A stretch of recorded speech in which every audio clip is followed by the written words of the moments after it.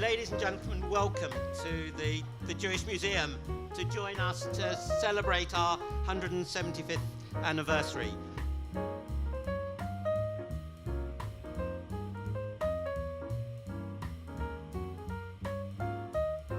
It's been something that's been around since I was a little girl.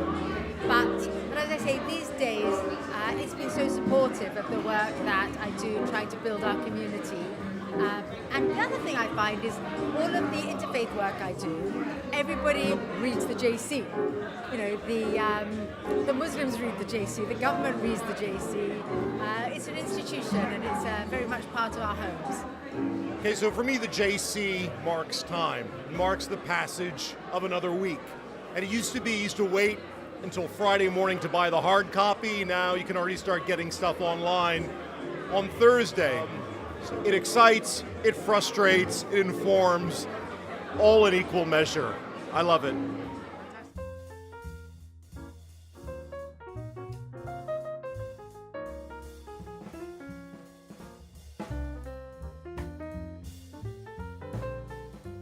With such a long history, everyone who works on the paper knows that we're merely its current custodians.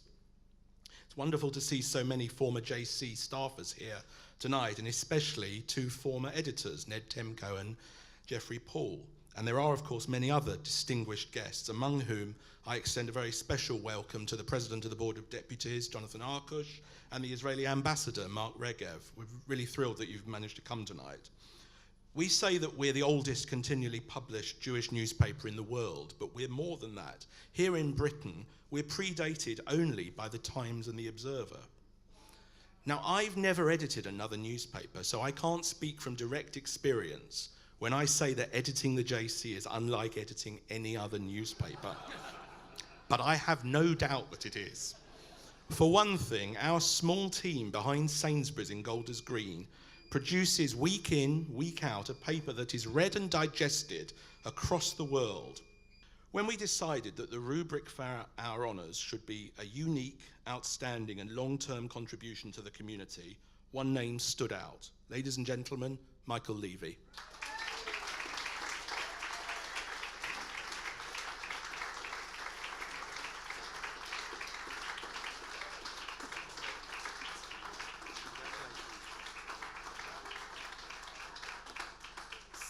Stephen, thank you very much, and Stephen, thank you very much. And I'm sure I endorse the feelings of everyone here that for anything to last 175 years, something must be right. You will have noticed as you arrived today the presence of volunteers from the Community Security Trust. Nothing new or different there. Across the country, almost every Jewish gathering is protected by CST's volunteers. Now isn't the time to ruminate on why they're necessary. What matters is that they are.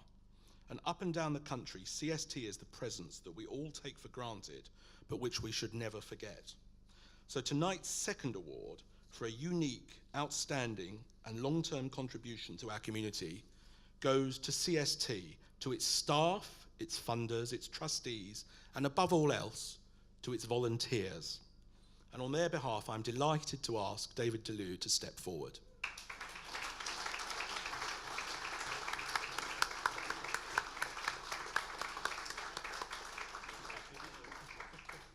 Our third award is for a role model for many in the community. She's a global business figure, as vice president of a $350 billion company that helps define the modern world, by which I mean, of course, Facebook. She's also an observant Orthodox woman who, as co-president of Norwood, devotes huge amounts of time and energy to the community. And as I know myself as a friend, she's also a mensch. Ladies and gentlemen, our third award winner is Nicola Mendelsohn. I am incredibly honoured and incredibly humbled to be here tonight receiving this award. Being Jewish and being part of the community, it's just such an important part of my life.